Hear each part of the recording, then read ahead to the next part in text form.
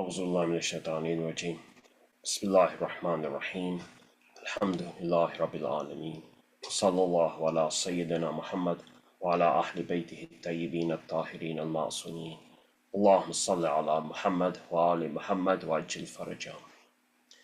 The dust of Karbala had barely settled. 17 wounds on Imam Hussein's chest still bled in every heartbeat of his little daughter. Ruqayyah, only a child, cradled the tragedy in her tiny palms, asking the hot desert wind, "Father, why did the Euphrates run dry when your throat was parched?" No answer came, save the sob of the horizon. Chains in Damascus. Night after night, the moon found them. Sayyeda Zainab, Imam Zain al-Abidin, and the orphan children, chained in the courtyard of Yazid's dungeon. Rust-stained manacles bit into Imam Sajjad's wrists, yet his voice, a whisper of Quran, threaded through the bars. Inside the women's cell, Ruqayyah soothed the younger orphans. "Do not fear the dark. My father taught me. Allah is the light of the heavens and the earth. A prison wall cannot eclipse his dawn." The guards listened. The mothers listened through them. Word spread. A girl of Karbala preaches courage in the language of angels. In the alleyways of Sham, women lit hidden lamps, and the youth repeated Ruqayyah's lullabies as slogans of dissent. The sermon behind bars. One dawn, Sayyeda Zainab rose, chains clanging like bells of resurrection. She addressed the city through a crack in the wooden gate. "O people of Sham, know you whom you celebrate. The son of Muhammad lies butchered, his daughters captive, while you deck your streets in silk." The marketplace froze. Imam Sajjad followed, his frail body a testament, his words a thunderbolt. "I am the son of the slain at Karbala. I am the orphan of the thirsty. If you do not recognize me, ask your spears. They remember my father's blood." Their sermons lit a spark. Mothers lamented. Young men tore the emblems of Yazid from their turbans. A hush blanketed Damascus. The night of the farewell and a tyrant's restless sleep. That night Ruqayyah could not sleep. She clutched a blood-stained cloth, her father's cloak, close to her face. She dreamt of Imam Hussain. "Come, my daughter," he whispered. "The journey is short." That night the palace of Yazid was not a place of peace. The marble halls echoed with a child's sobs, soft at first, then rising, wave upon wave, until even the thickest walls could not muffle the sound. Sayyeda Ruqayyah's cries pierced the velvet darkness, her tiny voice calling, "Baba, Baba, where are you, my father?" Yazid tossed upon his silken bed, the weight of her grief pressing heavier than any crown. He covered his ears, but the wailing grew louder, haunting his dreams, shattering his sleep. No music, no laughter, no distraction could drown the sorrow of a daughter longing for her martyred father. In desperation, Yazid summoned his guards. "Take her the head of her father. Perhaps then she will be silent, and I may find a moment's rest." The guards, trembling, carried a covered tray in the cold, dark cell where Ruqayyah wept.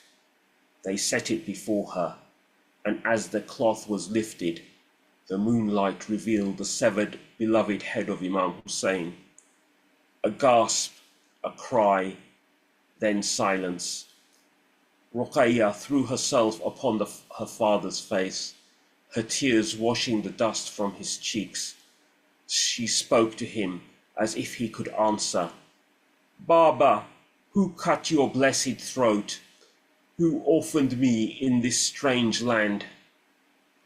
Her sobs faded into a final shuddering breath. The prison walls bore witness. The tyrant's peace was bought with the last heartbeat. Ruqayyah's fragile chest had fallen silent against Imam Sajjad's ribs, a child martyr who only wanted her father. Zainab's cry, the cry that still splits the heart of the Shia centuries later. "O my brother Hussain, you gave me your daughter Ruqayyah as a trust, but alas, I was unable to keep her, and now I return her unto you." The wail that rose from the prison shattered the city's slumber. Even the iron-hearted felt their knees give way. Sham erupted, women pounding doors, youths overturning market stalls, demanding, "Release the household of the Prophet." Confronting the tyrant, Yazid's palace shook with the rumble of revolt. He offered blood money, jewels, and apologies. Sayyida Zainab's reply was a sword without steel. The reckoning for Imam Hussein's blood is not yours to settle. It is a matter for my grandfather Muhammad, the Messenger of Allah, who will stand before you on the day of judgment. There in the court of the Almighty, you will answer for every drop of blood spilled and every tear shed by the orphans and widows of Karbala. We sell not the blood of Imam Hussain. Return us our martyrs' heads. Grant us 3 days to mourn in Damascus. Then send us home under God's sky with no favor owed to you. Imam Sajjad added, "Remove the chains. Provide guards for our protection, not your prestige. Let the pulpit be ours. We shall speak and you shall listen." Cornered Yazid agreed. The heads were reunited with bodies. Black banners draped Damascus. 3 days of Majlis in Sham. For 3 nights, the courtyard of the Umayyad Masjid became a sanctuary of tears. Sayyida Zainab recited the saga of Karbala. Imam Sajjad recounted each martyr by name. Orphans sobbed in a chorus that pierced every veil of indifference. Damascus mothers pressed their children to their hearts and vowed, "Never again shall a tyrant raise a sword against the progeny of Fatima." The homeward caravan. When the crescent of Safar thinned upon the sky, the captives set out, no longer prisoners, but honored guests of heaven. Yazid's own guards, humiliated yet humbled, escorted them. Along every mile, villages poured out with water skins and shrouds of remorse. Arbaeen returned to Karbala. 40 nights after Ashura, the caravan reached the desolate field.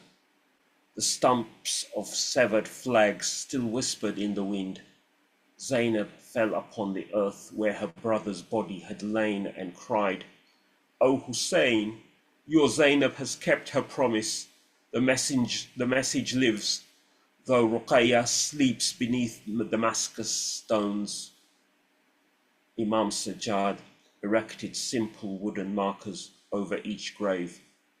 They wept until the horizon wept with them, and the Euphrates seemed to pause, ashamed of its past silence.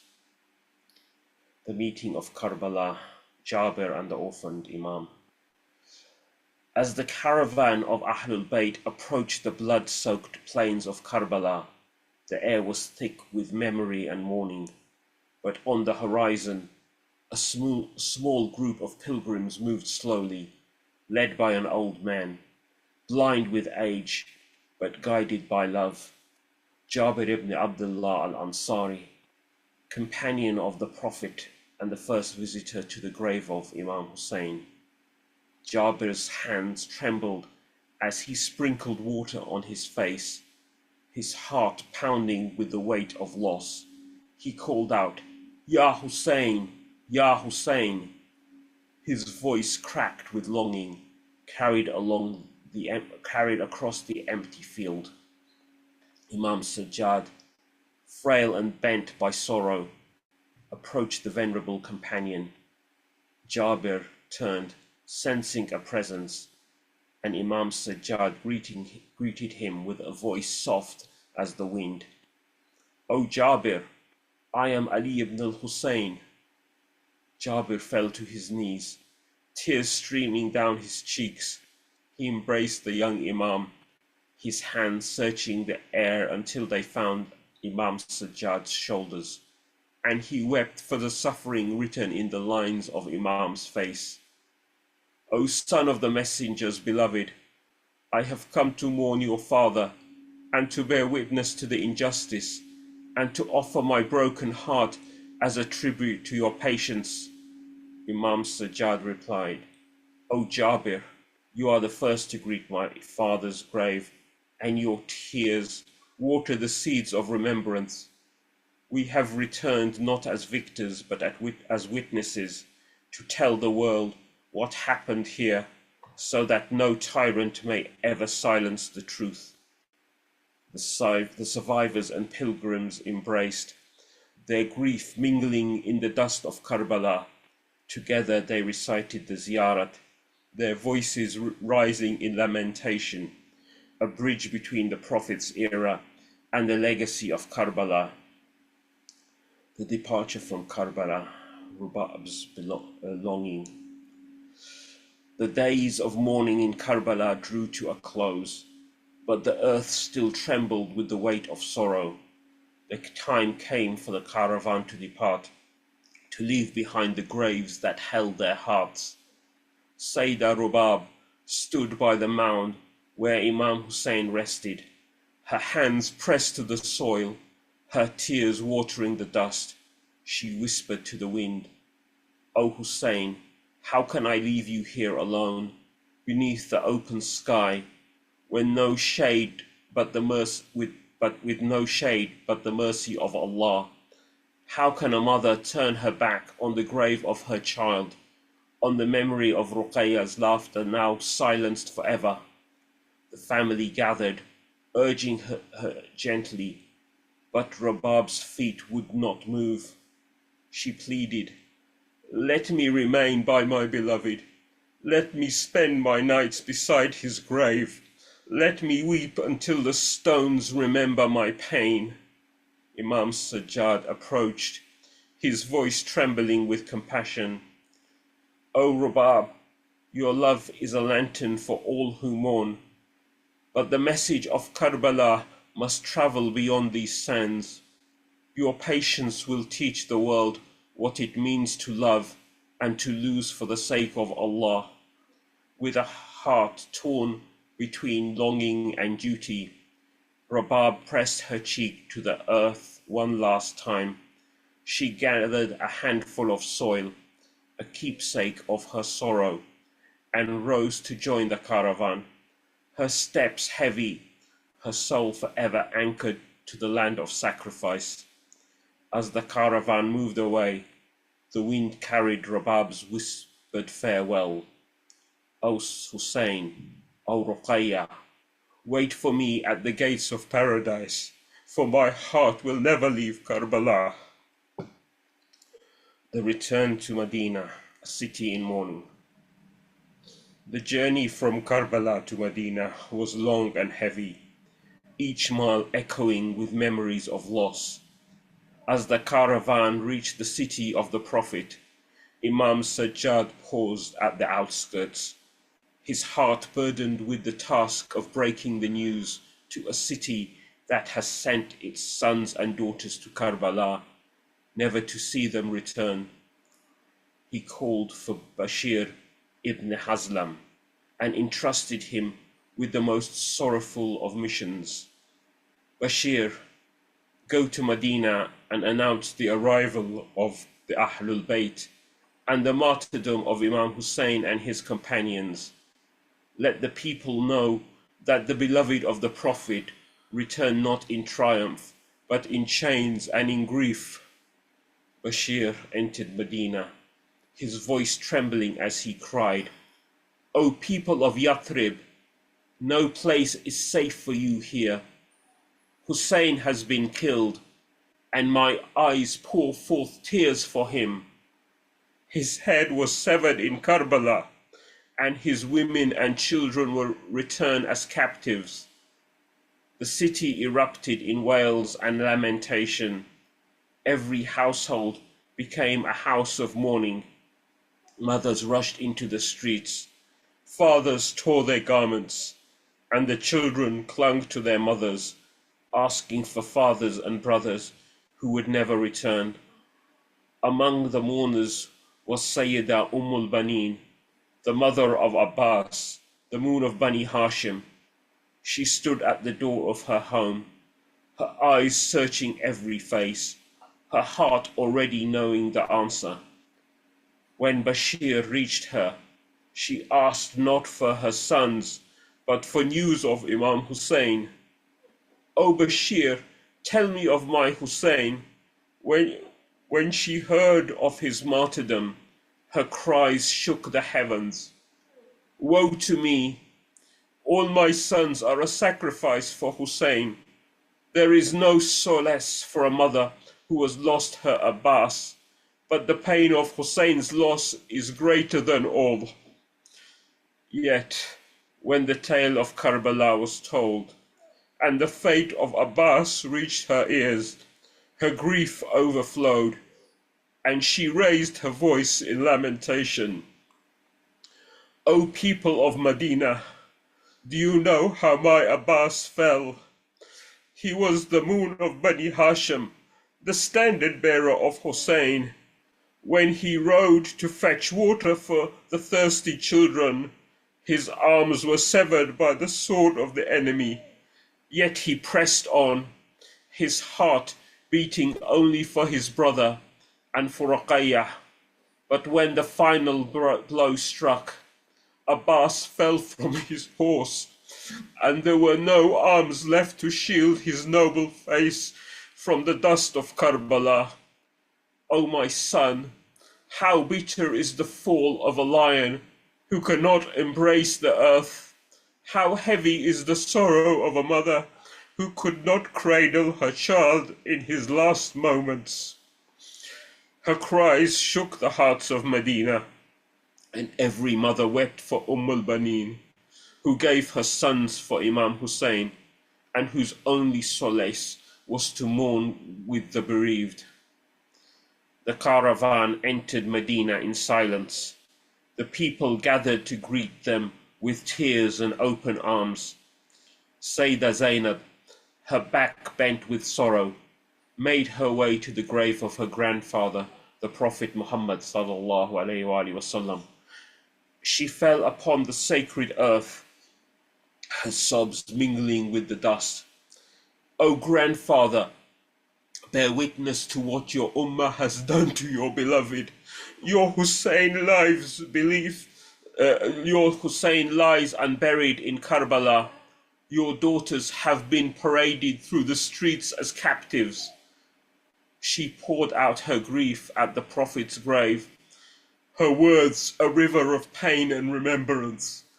Then, with dignity of a lioness, she rose and returned to her home, a home forever changed, its walls echoing with the memory of Karbala, its doors open to all who came to mourn. The hidden witness, Imam Mahdi Ajalallahu Ta'ala Faraj al-Sharif, and the pilgrims of Arbaeen. As the dust of centuries settled upon the plains of Karbala, the story of Imam Hussain did not fade, it grew, echoing in every heart that yearned for justice, in every footstep that traced the path from Najaf to Karbala.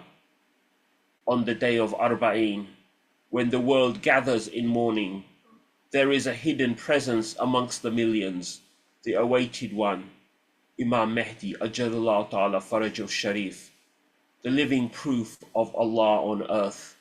walks unseen amongst the pilgrims, his heart beating with sorrow of his grandfather, his eyes weeping for the martyrs and orphans. He stands at the shrine of Imam Hussain, his hand upon the zari, his lips whispering prayers for the oppressed and the faithful. He watches the river of humanity, old and young, rich and poor, those who limp with wounds and those who run with longing, all moving towards the light of Imam Hussain. But the Imam sees deeper than the surface.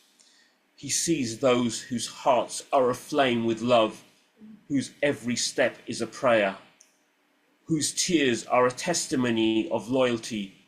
He sees those who walk with their limbs, but whose hearts remain unmoved, their journey a ritual, not a revolution. The Imam Ajadullah Ta'ala Faraj al-Sharif bears witness to every sigh, every whispered lament, every act of kindness on the road, a cup of water offered, a shoulder lent to the weary, a prayer uttered for the return of justice. He gathers the pain of the past and the hope of the future, knowing that the walk of Arbaeen is not just a journey of feet, but a journey of souls, a pledge that the message of Karbala lives on, and that the day will come when the oppressed shall rise and the tyrants shall fall. O pilgrims of Arbaeen, know that your Imam walks with you, counts your tears, and records your love. He awaits the day when the world will answer Imam Hussein's call. Is there anyone to help me? Not with words, but with hearts awakened and hands ready to serve. Until that day, the walk from Najaf to Karbala remains a river of hope, and the hidden Imam remains its silent, loving witness. Gaza, today's Karbala. The dust of Karbala has never truly settled. Its cries for justice echoes through the centuries, finding new voices, new wounds, new deserts of sorrow. Today, the world bears witness to another plain, not of ancient Iraq, but of Gaza, where children's laughter is silenced by bombs and mothers cradle their martyrs beneath a sky of fire. Gaza is today's Karbala. Its people besieged and broken stand with empty hands and unbroken hearts, facing the armies of oppression with nothing but faith and dignity.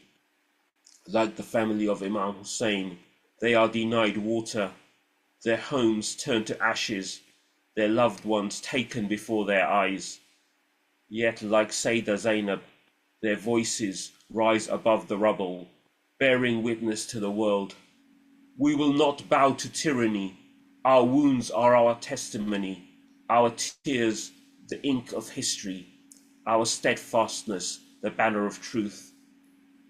In every mother who weeps for her child, in every orphan who clings to hope, in every youth who stands unafraid before tanks and bullets, the spirit of Karbala lives on. The world may turn away, but the message of Imam Hussain cannot be silenced, not by swords, not by siege, not by the passing of time. O people of conscience, see Gaza and remember Karbala. Yet let your hearts tremble at injustice. Let your tongues refuse silence. Let your hands move to aid the oppressed. For every land where the innocent bleed, every home where the call for justice is raised, is a Karbala, and every oppressor a Yazid. May the prayer of the oppressed rise to the heavens, and may the promise of Imam Hussain that truth will triumph and the blood of the innocent will never be in vain be fulfilled in every age, in every Karbala, in every Gaza. Closing dua. O Lord of the oppressed, accept these tears as you accepted the broken sighs of Ruqayyah. Grant us hearts that tremble at cruelty and tongues that refuse to be silent, until every Ruqayyah can sleep without fear and every Hussain can rise without chains. وَسَيَعْلَمُ الَّذِينَ ظَلَمُوا أَيَّ مُنْقَلَبٍ يَنْقَلِبُونَ إِنَّا لِلَّهِ وَإِنَّا إِلَيْهِ راجعون. صلوات على محمد وآل محمد.